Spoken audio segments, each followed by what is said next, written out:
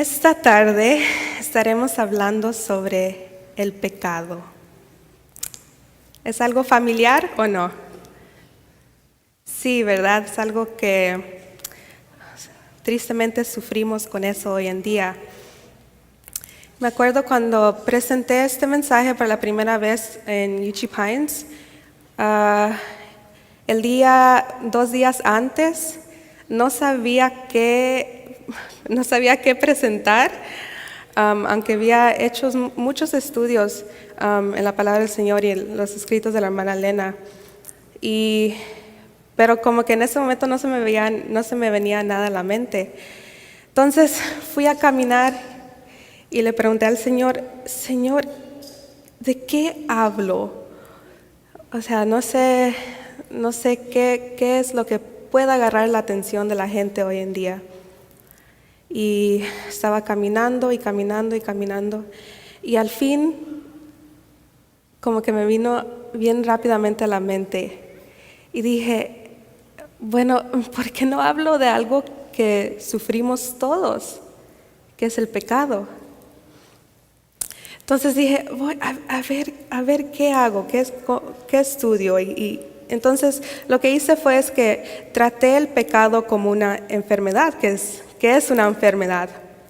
Y allá en UG Pines presentamos muchas enfermedades. Entonces, así vamos a tratar el pecado hoy en día. Pero, ¿qué exactamente es el pecado? ¿Qué es el pecado? Bueno, el Internet tiene también una definición para el pecado. El pecado dice que es un pensamiento, palabra o acción que en una determinada religión se considera que va contra la voluntad de Dios o los preceptos de esa religión. Eso es lo que dice el Internet. Pero, ¿qué es lo que dice la palabra de Dios? Primera de Juan 5:17 dice, toda injusticia es pecado. Pecado es infracción de la ley. El que sabe hacer lo bueno y no lo hace. Y el último, haciendo algo sin fe. Esto es el pecado. Ahora, ¿cuál es la prevalencia del pecado? Bueno, primeramente veamos las diferentes enfermedades que hoy en día atavian a los seres humanos. 422 millones prevalecen de enfermedad cardiovascular. 415 millones prevalecen de diabetes y en el 2040 serán 642 millones. 46 millones de personas sufren de demencia. 328 millones padecen de uno de los dos tipos de hepatitis. 40 millones padecen de SIDA. Mitad son mujeres y 1/10 son niños menores de 15 años. Puedes estar diciendo ahorita, wow, niños de 15 años con SIDA, no lo puedo creer. Pero 7.5 billones de personas padecen de pecado. Eso incluye a niños menores de 15 años. Así que, ¿cuál es peor? ¿El pecado o las enfermedades físicas? El pecado. ¿Qué ha afectado el pecado? Hoy en día, ¿qué es lo que vemos que el pecado ha afectado? Una de las cosas que ha afectado es la naturaleza. En Patriarcas y Profetas dice, cuando vieron en la caída de las flores y las hojas los primeros signos de la decadencia, Adán y su compañera se apenaron más profundamente de lo que hoy se apenan los hombres que lloran a sus muertos. La muerte de las delicadas y frágiles flores fue una realidad, un motivo de tristeza. Pero cuando los bellos árboles dejaron caer sus hojas, la escena les recordó vivamente la fría realidad de que la muerte es el destino de todo lo que tiene vida. Hoy en día no vemos que los árboles se mueren, que las flores se mueren, que las plantas se mueren. También el pecado ha afectado a los animales, ¿no? Los animales hoy en día ellos se comen el uno al otro, hasta nos atacan a nosotros. Pero en el tiempo de Adán y Eva, antes del pecado, no era así, ¿verdad? Así que ha afectado a la naturaleza, ha afectado a los animales. ¿Y qué más ha afectado? ¿Qué es lo peor? Cada pecado acariciado debilita el carácter y fortalece el hábito. Y el resultado es una depravación física, mental y moral. ¿El pecado qué debilita? El carácter. ¿Cuál es el resultado de eso? ¿Depravación qué? Física, mental y moral. El pecado afecta a todo el ser. Todo nuestro cuerpo, nuestra mente, todo está afectado por el pecado. Veamos en Romanos 6:23.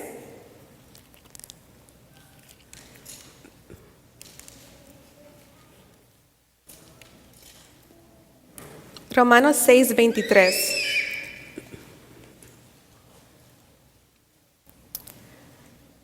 Dice, porque la paga del pecado es muerte, mas el don de Dios es vida eterna en Cristo Jesús, Señor nuestro. ¿Cuál es la paga del pecado? Muerte. Así que antes, si no hubiera venido Cristo a morir, ¿qué pasaría con nosotros? ¿Qué pasaría? Pues ahí lo dice, porque la paga del pecado es muerte. ¿Literalmente nos podemos morir por nuestros pecados? ¿Sí o no? Sí. Ahora vemos que el pecado acariciado debilita el carácter. ¿A dónde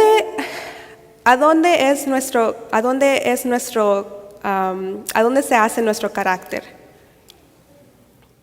¿A dónde se construye nuestro carácter?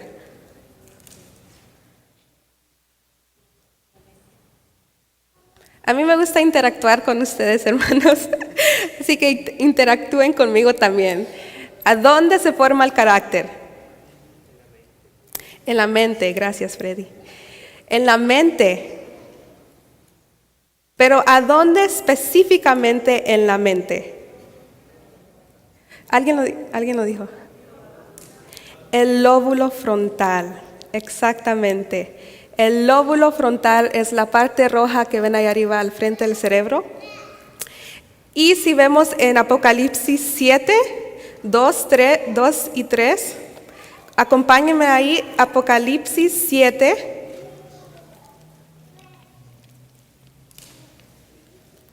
2 y 3, versículos 2 y 3.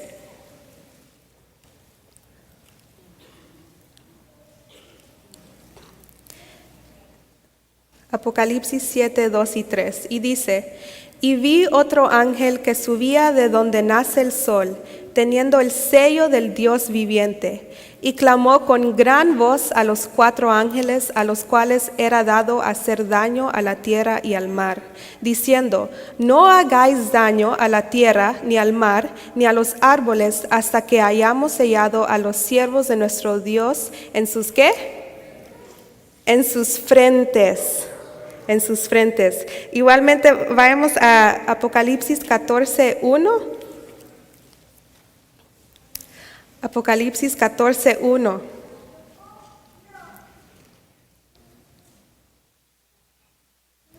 Dice, y miré, y he aquí un cordero estaba en pie sobre el monte de Sión, y con él 144,000 que tenían el nombre de su padre escrito ¿a dónde? En sus frentes. Así que, ¿cómo separamos el pueblo de Dios con el mundo? Porque tienen el carácter de Dios, ¿verdad? Así es como se separa a los que son del pueblo de Dios y a los del mundo. Esto está en inglés, pero les voy a decir lo que dice. Los jóvenes lo pueden leer. Las funciones del lóbulo frontal, algunas de las funciones son el razonamiento, planear, lenguaje, memoria, el control impulsivo, emociones, comportamientos sexuales y sociales. Esas son las funciones del lóbulo frontal. Ahora hay otra parte del cerebro que quiero que pongamos atención. Que si ven ahí arriba es esa parte morada. ¿La ven? Que se llama, ¿cómo se llama esa parte? La parte morada.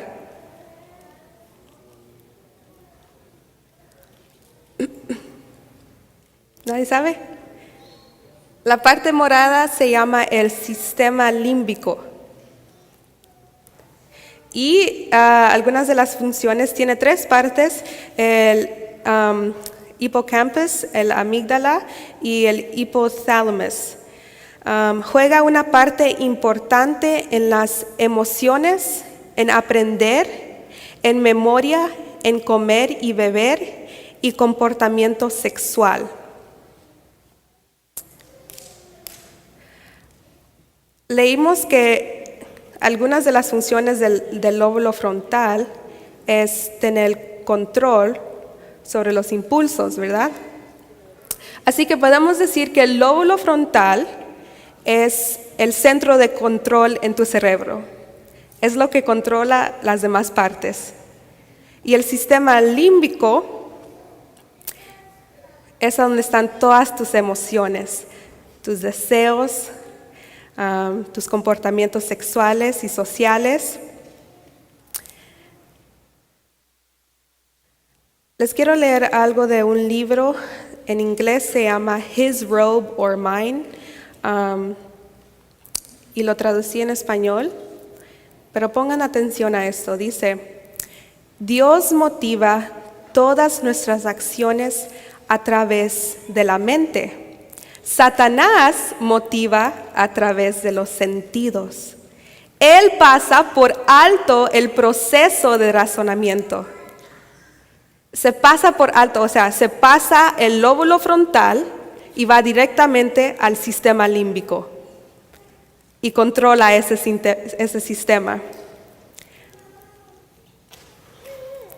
Pero el Señor, o sea, el sistema límbico no es malo, no quiero decir eso. Porque el Señor lo creó por un propósito. Pero el sistema límbico debería ser controlado por el lóbulo frontal.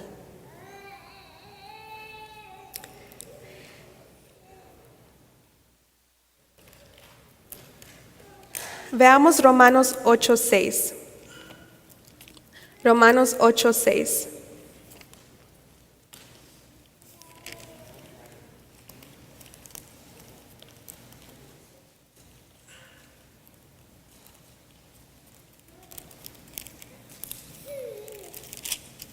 Romanos 8:6 dice: porque la mente carnal es muerte, pero la mente espiritual, vida y paz. ¿Cuál es la mente carnal? El sistema límbico. ¿Y la mente espiritual? A donde se construye nuestro carácter. Y aquí dice, la mente carnal es muerte. Aquí lo que la Biblia nos está revelando es que el enemigo nos quiere matar por nuestros sentimientos, por nuestras pasiones, y cuando Él tiene el control sobre el sistema límbico, bueno, van a ver lo que pasa. Entonces, si Él pasa por alto el razonamiento, ¿con qué está trabajando entonces? Con los sentimientos. Pero, ¿sentimientos de qué? ¿Cuál es un sentimiento que motiva todas tus acciones? Si tendrían que pensar en uno, ¿cuál sería? ¿El amor? Ok.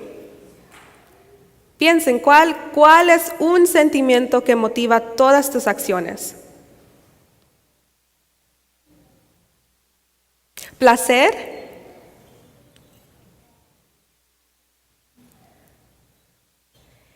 El placer. El placer nos trae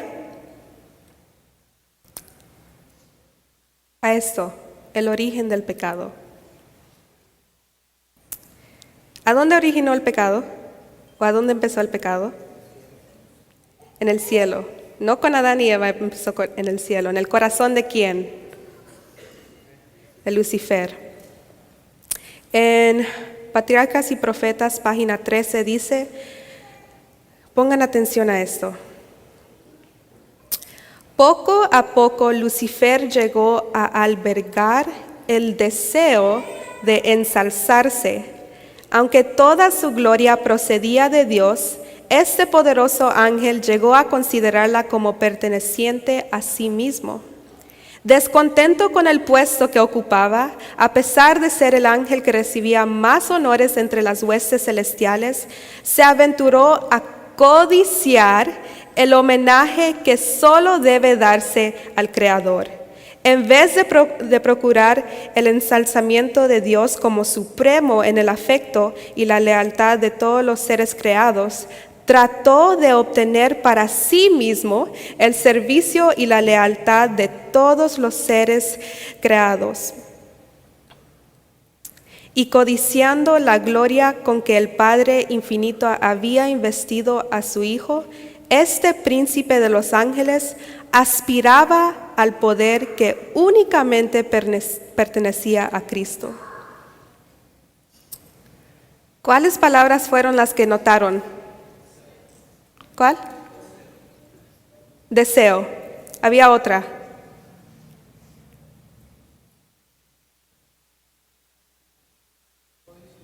Codicia. Él albergaba el deseo de ser mejor que Cristo. Él codiciaba el puesto que tenía Cristo.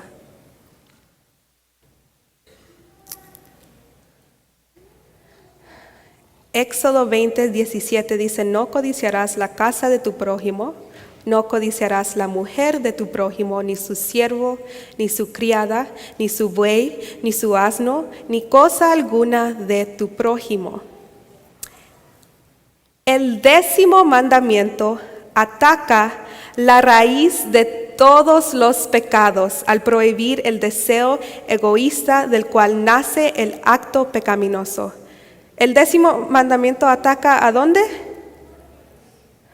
A la raíz de todos los pecados.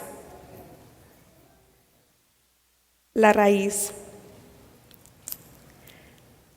Lucifer codiciaba el puesto de Cristo. Él quería algo que él no tenía y que no iba a tener. Y la hermana Elena nos dice que esa codicia es la raíz de todos nuestros pecados.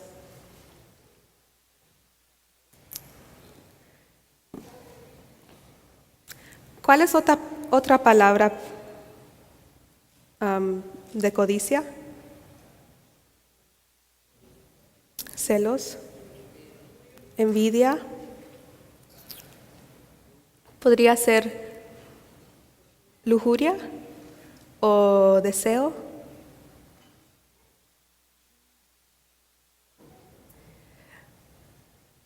Después del culto divino hoy en la mañana, le pedí a todos los jóvenes que se quedaran después para tomar un survey.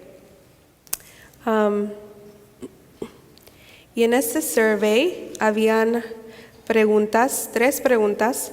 Una de las preguntas era, let me look at the paper because I forgot.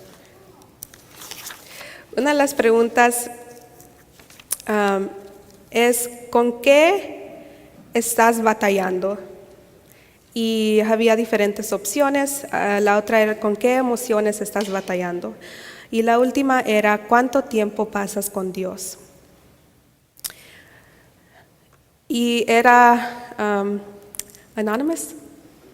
anónimo, así que no van a saber quién ni nada así. Y no todos los jóvenes tomaron el survey, nomás como yo creo que 27. Pero si ven ahí arriba, 18 están batallando con televisión y películas, 11 con videojuegos. Videojuegos también tiene que ver con juegos en la computadora, juegos en el teléfono.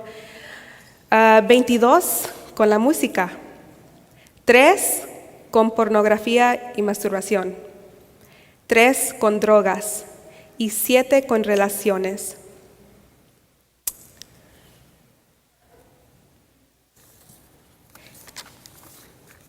A veces nos enfocamos tanto con los de afuera de la iglesia y cuántas adicciones tienen ellos y nos olvidamos de los jóvenes que están adentro de la iglesia por completamente.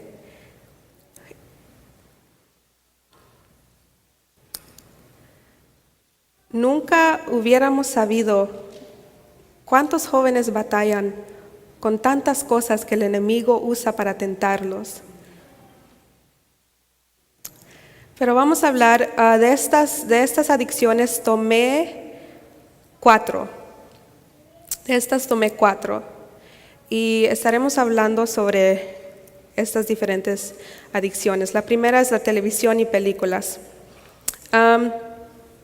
Esto es información que agarré de un video que se llama Media on the Brain y otro que se llama Lust.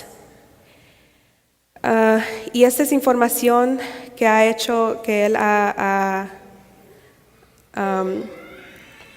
recaudado. Y él dice, imagina un interruptor o un switch en tu cerebro, enciendes el televisor y en unos momentos el lóbulo frontal se apaga y el interruptor de tu sistema límbico se enciende. La televisión de estilo teatral está diseñada para producir un impulso límbico de algún tipo: enojo, temor, agresión, lujuria, diversión, y pueden añadir más. Piensen en los diferentes géneros los diferentes temas de las películas hoy en día. Todos caen en una experiencia límbica. Así que, acuerden, cuando nosotros decidimos prender el televisor, decidimos ir a ver una película, decidimos sentarnos en la cama y ver una película en nuestro teléfono, el momento, en unos minutos, tu lóbulo frontal se apaga. Ya no tienes razonamiento. Piensen en eso, ya no tienen razonamiento, ya no tienen el control, sino ¿quién es el que tiene el control? El sistema límbico, pero últimamente, ¿quién es el que está teniendo el control? El enemigo. Y ustedes le están dando cabida, le estamos dando cabida en nuestros corazones. Imagínense tanto tiempo con ver televisión, con tanto tiempo de ver películas. ¿Qué pasa con el lóbulo frontal después de tanto tiempo? Ya no funciona. Nuestro cerebro es una máquina. Y si tú paras de usar una parte de tu cerebro, ya no va a funcionar más. Y tu sistema límbico va a tomar el control. Entonces pierdes el razonamiento. Pero Dios trabaja por el razonamiento y el enemigo pasa por alto el razonamiento. Trabaja con tus sentimientos. Esto es lo que pasa cuando ves una televisión, o ves la televisión, o ves una película.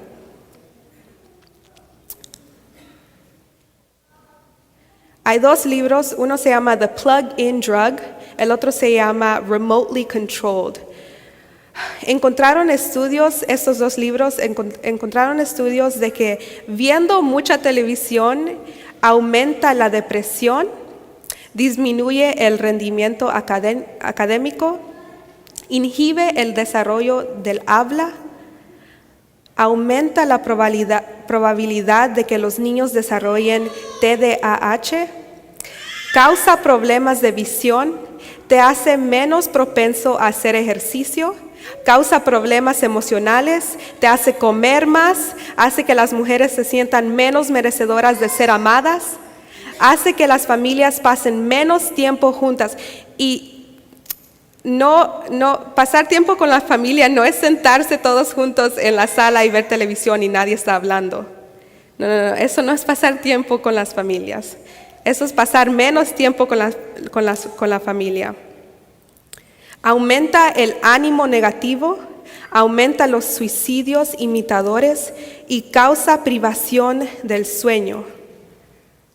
¿Cuántas horas no hemos pasado viendo la televisión hasta las 2, 3 de la mañana y perdemos el sueño? Perdemos esas horas preciosas de descansar, de dormir. ¿Cuántas personas no han tenido problemas emocionales, sentimientos de depresión? Todo tiene su causa, hermanos. Todo proviene de algo. Lo que tú estás sintiendo viene de algo. Y el sábado pasado estábamos hablando de influencias. Y hablamos de que al contemplar somos cambiados. ¿Qué es lo que estás contemplando? ¿Qué es lo que estás mirando? Porque lo que estás mirando te está cambiando inconscientemente. Ahora, videojuegos. Este fue uno que era adicto a los videojuegos, se llama Neil Clark. Dice, está hablando de los videojuegos, dice, es un mundo secundario en el que la mente humana puede intervenir y creer mediante él. Mediante el encantamiento puede entrar en un sueño que otra mente está tejiendo. El creador de este mundo secundario sigue los pasos ¿de quién? Del creador, de Dios. Es un hechizo sobre nosotros. Este es un hombre que antes era adicto a los videojuegos. Y él lo dice por su propia experiencia. También quiero que pongan atención a esta. Dice, imagina que tu historia favorita podría continuar para siempre. Entonces, imagina que eres el personaje principal. Ahora, imagina que puedes elegir entre miles de estas historias. En esencia, puedes elegir una historia interminable que sea adecuada para ti. Esto es lo que son los juegos sofisticados. Un lugar donde nosotros, tú y yo, controlamos la historia y la trama por nosotros mismos. Videojuegos le da el control al que tiene el control. Por eso se llama control, ¿no? El control de los videojuegos. Por eso se llama así, porque tú tienes el control. El videojuego va a ir conforme tú quieras que vaya. Y tú eres el héroe de ese videojuego. Tú eres el que salva a los demás. Tú eres el único personaje que importa en ese juego. ¿Qué están enseñando estas cosas? ¿Qué nos están enseñando? ¿Depender en quién? En nosotros mismos. Y no nomás es la televisión, no nomás son los videojuegos, sino también es la música. ¿Cuál es la ley de la música mundana? ¿Conocen cuál es la ley de la música mundana? Haz lo que quieras. Do what you want. Do what you want.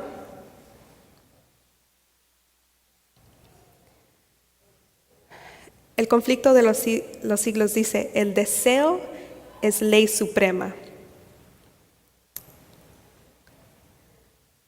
El deseo es ley suprema. En la música, el deseo es ley suprema. ¿Cuántos no han escuchado música, diferente música que dice, sigue tu corazón, haz lo que tú quieras, no dejes que nadie te diga nada? There's a song that I regret listening to. Hay un canto que estoy arrepentida de haber escuchado hace mucho tiempo. It's called We Can't Stop. And it says, I'll do what I want. We'll do what we want when we want to. You know, we can't stop. Yo voy a hacer lo que yo quiera, nosotros vamos a hacer lo que queremos, no vamos a parar. Eso es lo que dice el canto. Y en ese momento estás en el carro y lo estás cantando y dices, oh, you're singing it, y no te estás dando cuenta de lo que estás diciendo. O sea, lo estás cantando nomás porque it has a really good beat to it, and you really like the rhythm of the song, te gusta el ritmo del canto, y es por eso que lo estás cantando, ya conoces todas las palabras del canto y todo. Pero, hermanos, es un efecto que te está haciendo inconscientemente en el cerebro, que te está diciendo, haz lo que quieras, y es por eso que hoy en día vemos tanta rebelión contra los padres. Porque eso es lo que están enseñando estos cantos. Eso es la ley de la música. Haz lo que quieras. Do what thou wilt. Do you remember those Jay-Z shirts? It says, do what thou wilt. ¿Se acuerdan cuando vino el pastor Juan Rivera y enseñó sobre la música? Y había uno de los cantantes famosos que tenía la camisa puesta y decía, do what thou wilt. Haz lo que quieras. Y sabían, ¿quién conoce a Aleister Crowley? Nadie lo conoce, qué bueno, no lo conozcan. Está bien, don't know him.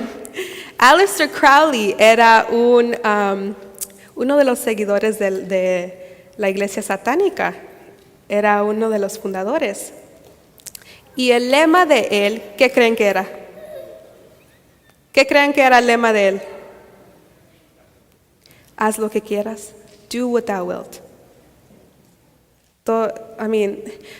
Y la cosa es que todos nosotros que estamos aquí sabemos eso, que las películas nomás enseñan, ve tras lo que tú quieras, sigue tu corazón, haz lo que tú quieras. Los videojuegos te dan el control para hacer lo que tú quieras. La música te está diciendo, haz lo que tú quieras. Se trata de ti, no se trata de los demás, se trata de ti, lo que tú quieres en tu vida. Nos hemos estado educando con esto desde pequeños till now. And that's why we struggle with it so much. Por eso estamos batallando tanto con estas cosas, porque se han vuelto en malos hábitos. Y hay algo en Romanos 7 que Pablo dice, ¿qué es lo que dice? Lo que quiero hacer, no lo hago. Pero lo que no quiero hacer, eso lo hago. Porque se han vuelto en malos hábitos. Y yo me he encontrado en ese momento que yo no quiero hacer algo y cuando lo hago, al final me doy cuenta y digo, pero ¿por qué lo hice si no lo quería hacer? There's a saying, hay un dicho que dice, bad habits die hard. I know you've heard it. Un dicho que dice, malos hábitos es difícil para que mueran. Y el mensaje para los jóvenes, la hermana Elena dice, la música ha ocupado horas que debían ser dedicadas a la oración. La música es el ídolo adorado por muchos cristianos profesos observadores del sábado. Cuando se abusa de ella, a los que no son consagrados los conduce al orgullo, a la vanidad y la frivolidad. Cuando se permite que ocupe el lugar de la devoción y la oración, es una maldición terrible. Una maldición terrible. ¿Quién creó la música? ¿Desde cuándo existía la música? ¿Había música en el cielo? ¿La música puede ser buena? Sí puede ser buena o no. ¿Puede ser una bendición? ¿Sí? Sí. Pero cuando la música se convierte en un ídolo, en un pecado acariciado, ¿qué dice ella? Es una maldición terrible. También hay un doctor, Norman Weinberger, dice, la música no es solo un mecanismo de control, sino que rápidamente puede establecer estados de ánimo y hacerlo de una manera que no se logra fácilmente por otros medios. Nuestro pensamiento y nuestros comportamientos están coloreados por la música, que parece tener acceso directo e inconsciente al cerebro, sustentado en gran parte, sino en todas nuestras vidas individuales. Y esto lo está diciendo un doctor, hermanos, esto no lo está diciendo un pastor o alguien adentro de la iglesia adventista. Los doctores del mundo están reconociendo esto. Que la música puede controlar tus sentimientos, puede controlar tus acciones. Y dice que lo puede hacer de una manera que no se logra fácilmente por otros medios. Así que no se puede lograr fácilmente, no se puede lograr por las películas o por los videojuegos, pero por la música sí se puede lograr. Y lo peor de esto es que esto puede pasar directamente o inconscientemente.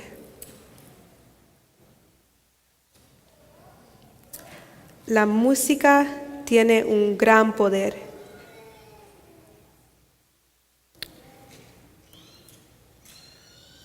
La siguiente, pornografía.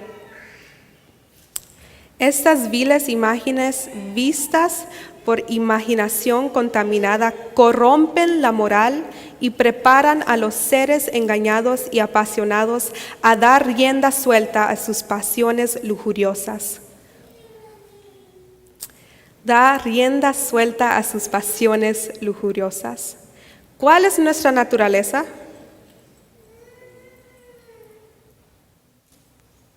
Nuestra naturaleza es ¿qué?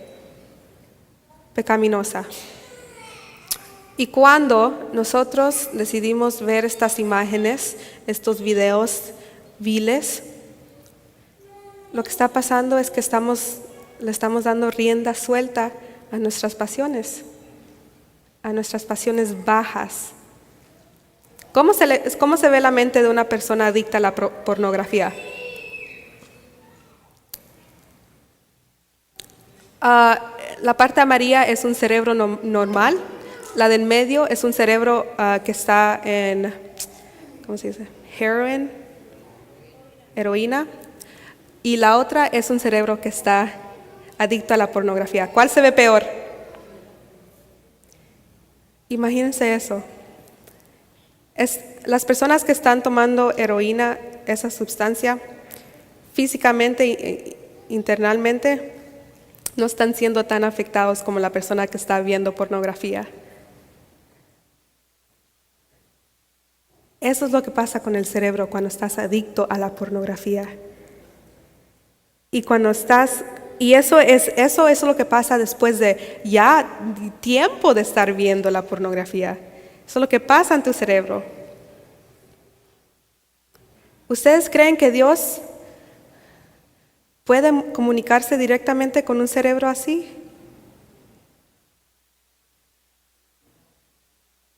O sea, va a tardar que ellos puedan discernir la voz de Dios.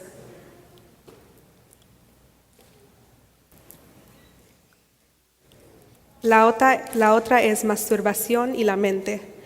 La hermana Elena dice los nervios sensibles del cerebro han perdido su tonicidad por la excitación mórbida destinada a satisfacer un deseo antinatural de complacencia sensual. Los nervios del cerebro que relacionan todo el organismo entre sí son el único medio por el cual el cielo puede comunicarse con el hombre y afectan su vida más íntima. ¿Los nervios del cerebro son usados para qué? Es el único medio por el cual el cielo puede comunicarse con el hombre. Los nervios. Pero cuando tú estás en la pornografía, en la masturbación, ¿qué es lo que pasa con esos nervios? Se debilitan. Han perdido su tonicidad por la excitación mórbida.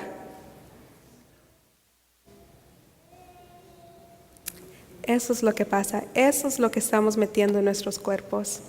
Cuando decidimos meternos en estos vicios secretos, es lo que pasa con nuestra mente. Ella continúa diciendo que si persisten en este vicio, terminarán destruyendo completamente el cuerpo y la mente.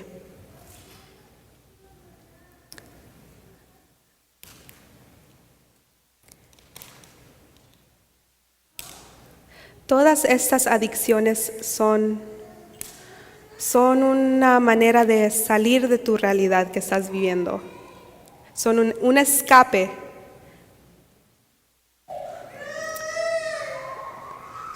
Es un escape es una salida que usas si estás pasando por problemas, si estás enojado, si estás triste, deprimido, si tienes problemas con tu familia, con tu novia, con tu novio.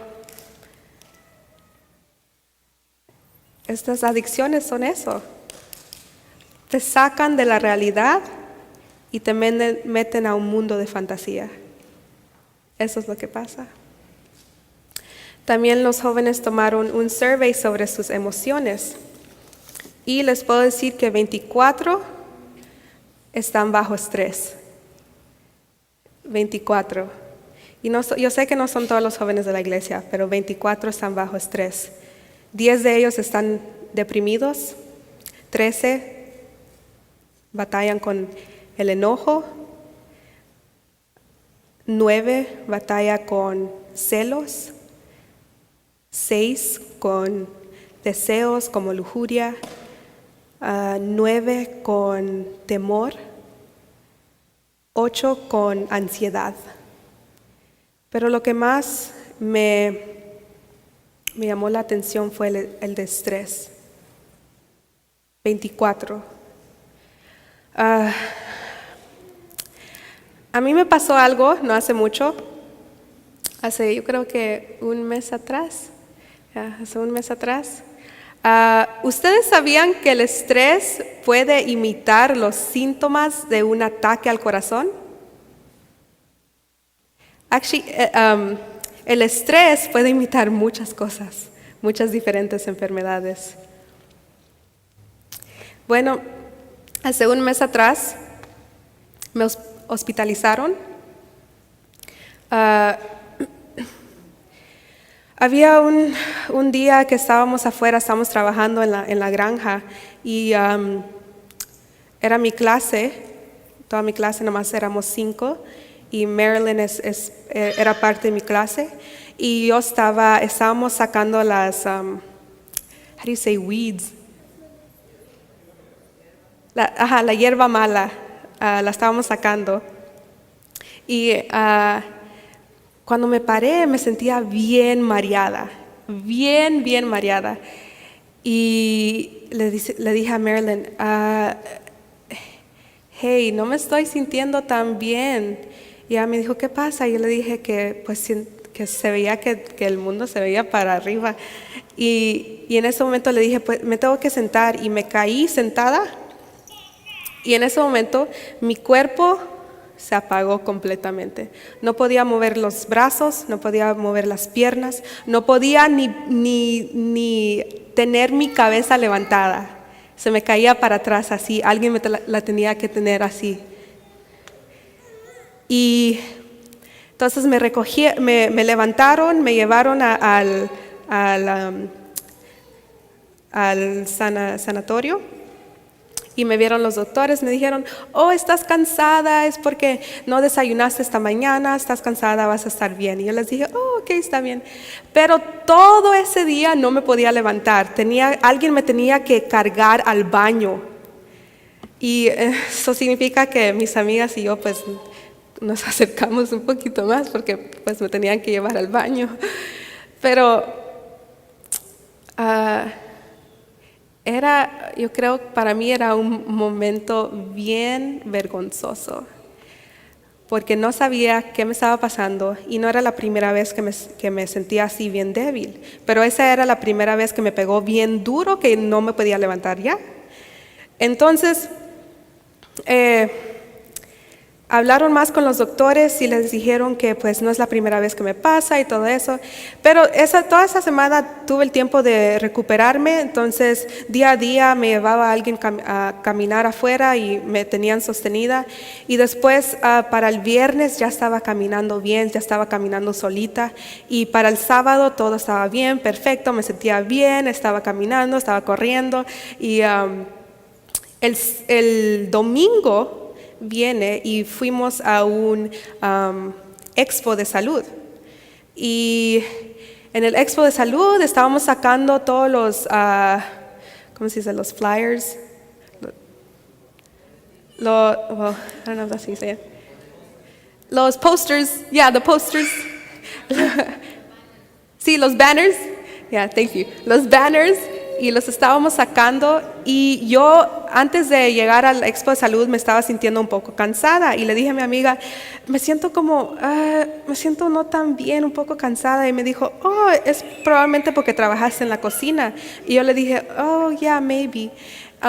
Y me dormí en el carro y cuando llegamos ahí nos salimos y estábamos poniendo los banners y de repente me dio una gran debilidad. Y dije, me tengo que sentar. Me senté y sentía que las manos me temblaban. Pero cuando veía las manos, no me temblaban. O sea, estaban just like this. Pero yo sentía que me temblaban. Y aunque las miraba, sentía que todavía me temblaban. Pero no me temblaban. Y sentía a tingling sensation. Sí, hormigueo en los pies y sentía que un gran peso vino sobre mí, como que un elefante estaba sentado en mí y no me podía levantar. Y le dije a uno de los muchachos, le dije, Ducier, ¿me puedes ayudar a ir al carro para poder, nomás voy a dormir y probablemente se me pasa?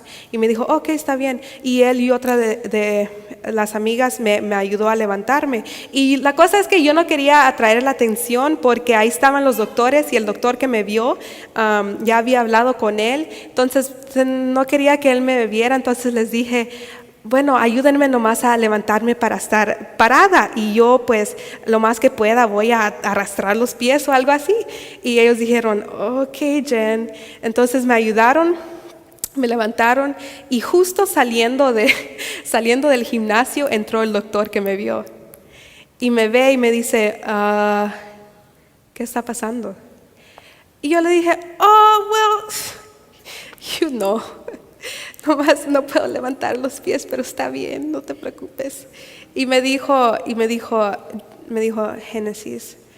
Y me tuvieron que levantar otra vez y me tuvieron que sentar. Y me hicieron un examen que se llama, no sé cómo se llama en español, pero it's a neuro exam. Un examen neurológico. Cuando estoy segura que todos los han visto, es cuando te ponen el dedo así enfrente y lo tienes que seguir así, y después te pegan la rodilla, y después te levantan los brazos y te caen así, o todo eso. Entonces me hicieron eso y me dijeron que el lado izquierdo estaba un poco débil. Y yo les dije, oh, ok, well, era raro porque me estaba sintiendo mejor y de repente me pasó esto y no sé por qué. Entonces me dijeron, mira, tienes dos opciones. Podemos llamarle a tus padres o te llevamos al hospital ahorita. Y yo les dije, no. No le vamos a llamar a mis padres. No. Vamos, me llevan al hospital, está bien, pero no les llamen a mis padres, por favor. Porque yo conozco a mis padres y yo sé que hubieran tirado todo y se hubieran metido al carro y hubieran ido ya manejando Midway, Louisiana. Entonces me puse a llorar porque pues no quería que mis padres se dieran cuenta y me sentía avergonzada de lo que me estaba pasando porque nadie sabía lo que me estaba pasando. Y ellos decidieron llevarme al hospital y el doctor que me estaba viendo me dijo que nomás le iba a llamar a mis padres y les iba a decir que iba a tomar un examen, eso es todo. Y yo le dije, oh, ok, está bien. Y es la primera vez que se está dando cuenta de mi papá. Pero me llevaron, me levantaron, me pusieron en el carro, ahí estuve en el carro, después me llevaron al hospital y les digo que como 12 doctores vinieron a chequearme y todos me hicieron el mismo examen neurológico, todos. Y no sabían qué me estaba pasando, no sabían. Entonces me tomaron un X-ray de la cabeza, me dijeron, tu X-ray salió bien, nada te pasa. Y yo les dije, oh, ok, pero el punto de que me llevaron al hospital fue para que me hicieran un MRI, para que me chequearan bien adentro del cerebro. Y cuando decidieron que me iban a admitir, ahí es cuando sí le teníamos que decir a mis padres, bueno, desde el principio le hubiéramos dicho a mis padres, pero ahí en ese momento le teníamos que llamar y decirles que sí me iban a admitir al hospital. Entonces me llevaron al último piso del hospital, que es el cuidado intensivo neurológico, y me metieron al cuidado intensivo y trajeron ellos dicen que era su mejor doctor neurológico que estaba ahí y me hizo el examen otra vez y me dijo que yo estaba bien, que maybe nomás era cansancio. Y yo les dije, oh, ok. Y decidieron no hacerme el MRI. Y yo les dije, pues ese era el punto. Bueno, después de que habían decidido no hacerme el MRI, me dieron comida y comí. Y después de haber comido, me estaba sintiendo un poco mal otra vez. Y sentía que estaba débil, sentía que no podía levantar los brazos otra vez. Entonces vino la doctora, me chequeó y me dijo, ok, vamos a hacer el MRI. Y vas a quedarte aquí otra vez otra noche. Y yo les dije, ok, está bien. Y entonces ahí es cuando le llamamos a mis padres y ellos decidieron venirse. Y después, el siguiente día, me hicieron el MRI, vinieron mis padres, me dijeron, todo está bien, nada pasa. Y yo les digo, yo en mi mente dije, pues sí, algo me está pasando, algo está causando que me sienta así, no sé por qué. Pero había discutido con el doctor en Uchee Pines que había dos posibilidades. Una posibilidad podía ser que era MS, que es Multiple Sclerosis, que es cuando tu cuerpo, tus piernas no te sirven ya. O también anemia causa eso también, debilidad. Entonces encontraron que sí tenía anemia. También encontraron que tenía a UTI, a urinary tract infection, infección en el urinario. Yes, thank you. Infección urinario, encontraron eso. Tenía anemia, infección urinario y eso es todo. Entonces, esas eran las posibilidades. La otra posibilidad, ¿qué creen que era? Estrés. Y yo dije, no, no es posible que el estrés me esté haciendo eso. Y el doctor había hablado conmigo y me dijo, ¿sabes que el estrés puede imitar los mismos síntomas que un ataque al corazón? Entonces eso se quedó en mi mente y cuando pensé en eso dije, man, lo último que falta es que de veras estoy aquí nomás por el estrés. Entonces, fue una batalla espiritual.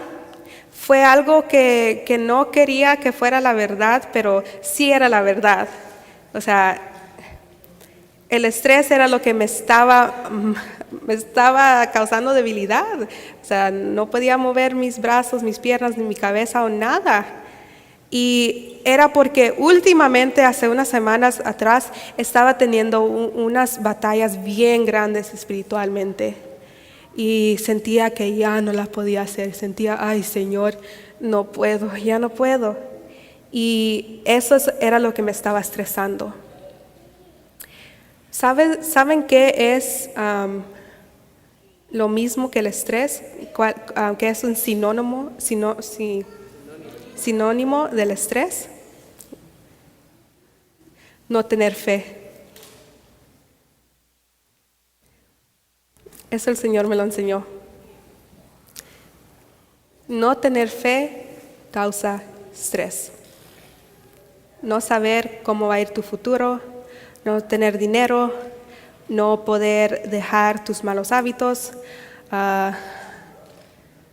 muchas cosas que en esta vida nos causan a tener estrés. Y es porque no tenemos fe de que todo está en las manos de Dios. Es por eso. Y ese era mi problema. No tenía suficiente fe. Y es por eso que la Biblia dice, andamos por fe y no por vista. Y yo andaba en mi camino con el Señor, andaba por vista. Enséñame, Señor, enséñame. Haz un milagro, dame una señal, dame algo, cualquier cosa, Señor. Pero no, o sea, en su palabra Él dice que Él estará con nosotros hasta el fin del mundo. Y eso porque yo me creía tan pecadora que el Señor no me podía amar, no me podía perdonar, y ese era mi estrés, que el Señor no aceptaba no aceptaba mi arrepentimiento. Y era porque yo misma no me aceptaba el arrepentimiento. Había una duda en mi mente que lo iba a volver a hacer. Entonces, tanto estrés por esa misma cosa, sobre el tiempo empezó nomás a construirse, a aumentar más y más, hasta que llegué a ese punto de que mi cuerpo ya no podía con eso. La mente y el cuerpo, hay una conexión tan poderosa entre los dos. Entonces, muchos de los jóvenes sufren con esto, y les quiero decir por experiencia propia que es porque no tienen suficiente fe. Y yo no estoy aquí para juzgarlos, yo no estoy aquí para tirarles piedras o decirles que porque no tienen fe no van a ser salvos, no. Yo todavía batallo con eso, todavía batallo con el estrés, con dudas.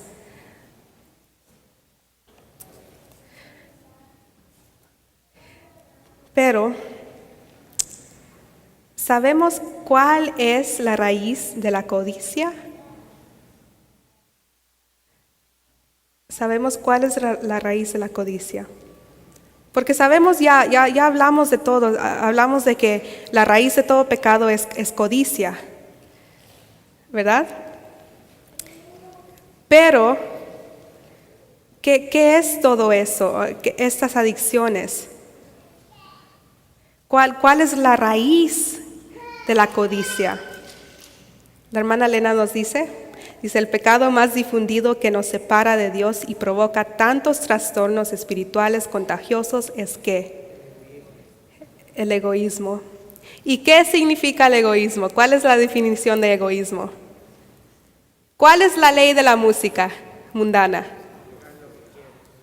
¿Cuál es la definición de egoísmo? Haz lo que tú quieras. ¿De dónde hemos sacado ese egoísmo, hermanos? ¿De dónde lo hemos sacado? porque no viene de la Biblia. No, no, no, no. Dios nunca habla sobre la grandeza del hombre. Nunca. La Biblia revela nuestra naturaleza. No habla cuán grande es el hombre, cuán poderoso es el hombre que puede confiar en sí. No, la Biblia nunca nos enseña eso. Entonces, ¿de dónde lo estamos aprendiendo? De lo que, ¿se acuerdan? Al contemplar somos cambiados. Entonces, lo que estamos contemplando es lo que nos va a educar a ser egoístas. Porque la educación de este mundo es haz lo que tú quieras, cuando tú quieras, sin dejar que nadie te diga nada. Es pura rebelión. Y la historia se repite, es un ciclo. Es lo mismo que pasó con Lucifer. Es lo mismo. Es lo mismo que pasó con el pueblo de Israel.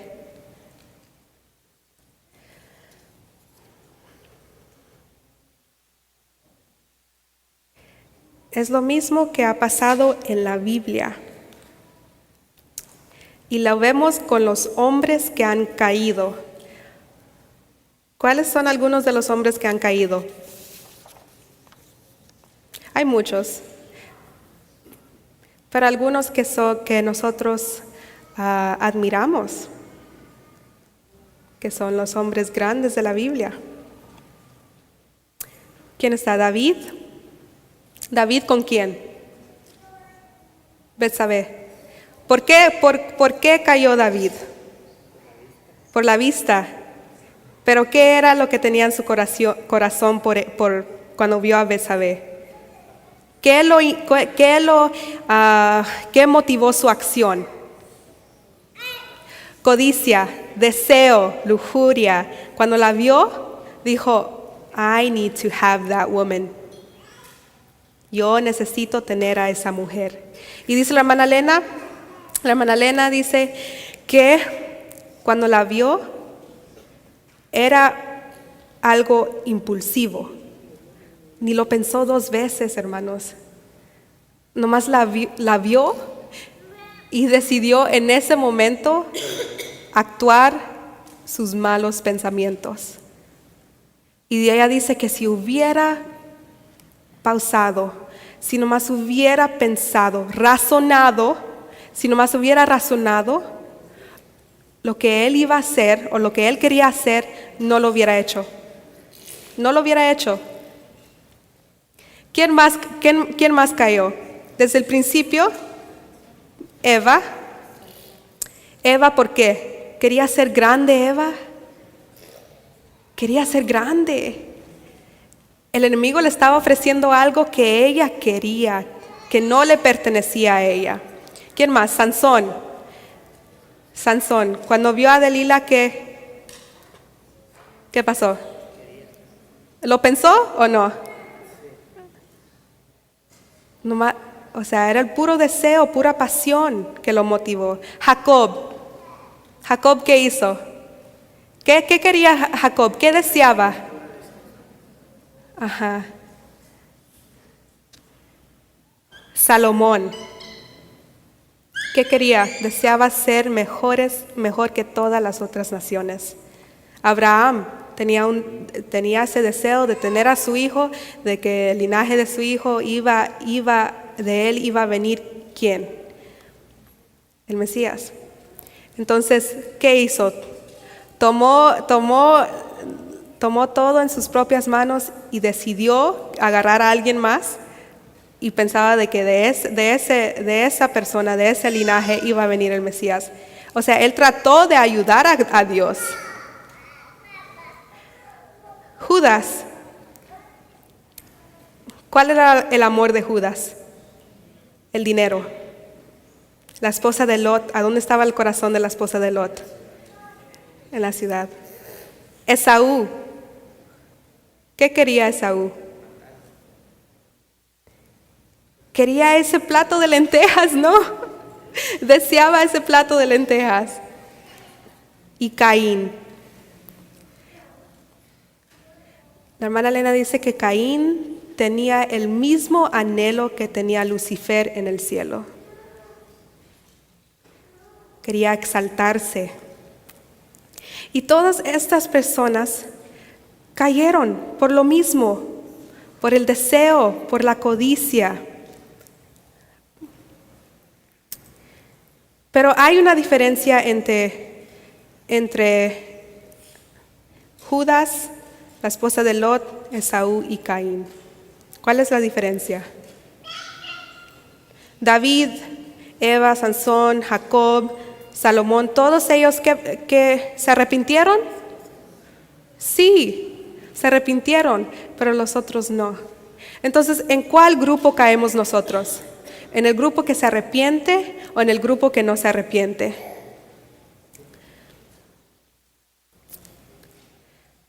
La Biblia es un libro que sí podemos usar para ayudarnos con nuestros problemas.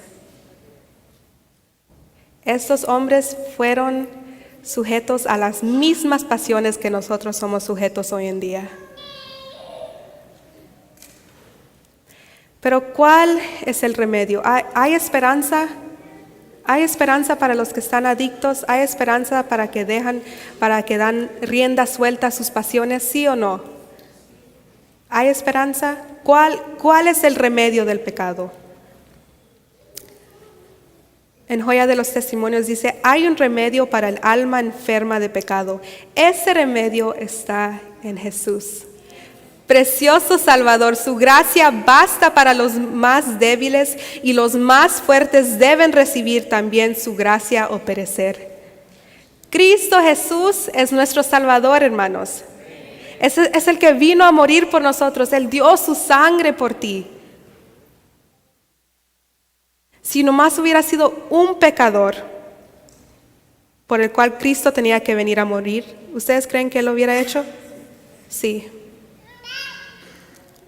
El problema no es en los malos hábitos o actitudes o pasiones, es en el corazón. Ahí es donde Dios hace la primera obra. Por eso en Apocalipsis 3:20 dice, he aquí yo estoy a la puerta y llamo. ¿Cuál es la puerta? Nuestro corazón. Es nuestra decisión si abrimos la puerta o no. Pero si decides abrir la puerta, ¿qué pasa entonces? Después que abres la puerta, ¿qué es lo que pasa? ¿Qué es lo que tiene que pasar en tu vida cuando abres la puerta a Cristo? Muerte a la vieja naturaleza. Bien rapidito en Gálatas 2:20 nos dice,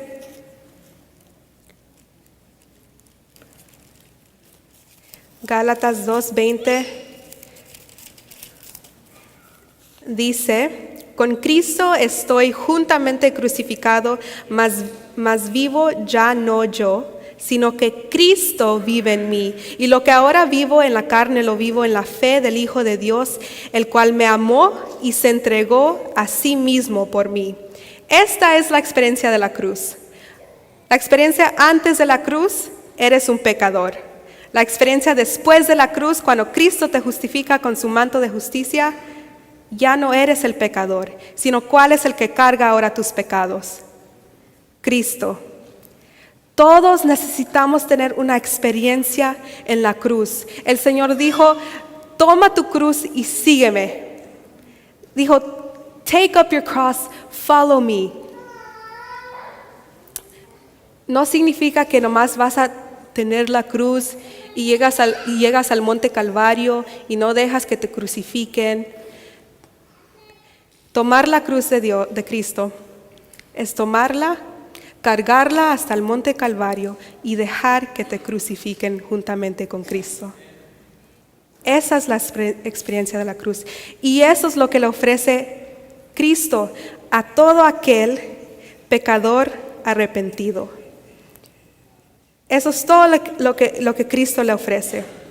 Pero aquí es a donde muchos cristianos fallan. Es muy fácil creer que esa experiencia es una expresión teológica, pero no algo real o práctico. Para reforzar su afirmación de que la experiencia de la muerte no es real, Satanás intenta que el cristiano viva más y más en sus sentimientos que en la fe. Y entonces hace que el creyente caiga en pecado y usa esta experiencia de caer como prueba de que la vieja naturaleza no está muerta. En este momento siempre regresa a la palabra de Dios. No razones con el enemigo, porque Dios dice que tu naturaleza vieja está muerta aunque hayas caído en el pecado, ¿verdad? Proverbios 24:16 dice que 7 veces cae el justo y vuelve a levantarse. El enemigo te dice que no estás muerto. La pregunta que tenemos que responder no es en qué creemos, sino en quién creeremos. La experiencia de morir al yo sí es real, hermanos. Créanlo. Créanlo. Toma tu cruz y sigue al Señor. No hay nada que parezca más impotente que el alma que siente su insignificancia y confía plenamente en Dios y en realidad no hay nada que sea más invencible. Cuando tú estás juntamente con Cristo, cuando tú te das cuenta de que tú no puedes hacerlo por ti mismo, let me tell you something. Self will not enter into the kingdom of God. You cannot retain yourself and expect to enter into kingdom of God. No puedes retener el yo y creer que así vas a entrar en el reino de Dios. Así no funciona, mi hermano. Date cuenta, démonos cuenta de nuestro estado real, en el estado en que estamos ahorita mismos. Démonos cuenta que somos débiles, somos tan débiles, pero un alma débil que se junta con Cristo, ni el enemigo lo puede vencer. Contemplando al Redentor crucificado, comprendemos más plenamente la magnitud y el significado del sacrificio hecho por la majestad del cielo. Habrá alabanza a Dios y al Cordero en nuestro corazón y en nuestros labios, porque el orgullo y la adoración del yo no pueden florecer en el alma que mantiene frescas en su memoria las escenas del Calvario. El yo no puede florecer si a cada momento estás pensando en esa cruz. En esa cruz. Nuestro Señor dice, bajo la convicción del pecado, recordad que yo morí por vosotros. Cuando seáis oprimidos, perseguidos y afligidos por mi causa y la del Evangelio, recordad mi amor, el cual fue tan grande que di mi vida por ti. Cuando vuestros deberes parezcan austeros y severos y vuestras cargas demasiado pesadas, recordad que por vuestra causa soporté la cruz, menospreciando la vergüenza. Cuando vuestro corazón se atemoriza ante la penosa prueba, recordad que vuestro Redentor vive para interceder por vosotros. No te olvides de Cristo. En los momentos que tú estás tentado, no te olvides que hay alguien que pagó el precio por ti. Hay alguien que te da la salvación gratis.